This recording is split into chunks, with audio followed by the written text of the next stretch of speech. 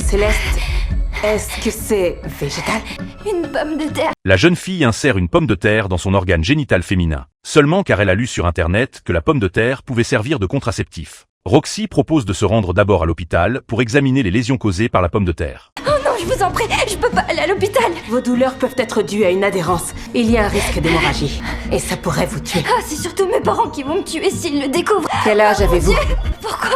Si vous avez moins de 18 ans, il faut la permission de vos parents. Retirez-moi cette chose.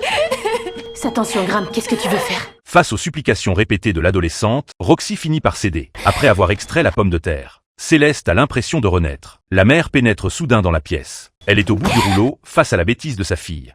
Qu'est-ce qui ne va pas chez toi? Qu'est-ce qui t'a pris enfin? Ça ne sert à rien de l'embarrasser encore plus. Les enfants commettent des erreurs. Ne me c'est dites très- pas comment agir avec mon enfant. Il faut l'emmener à l'hôpital pour qu'il lui fasse des J'ai examens. dit sortez de ma maison.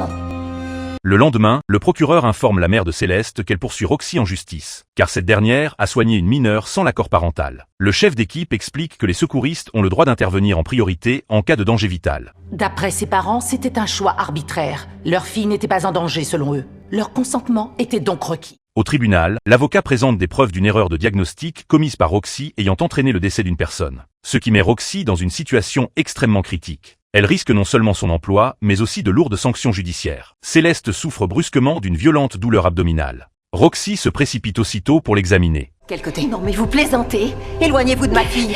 Quel côté? Il faut que tu me le dises. Juste là.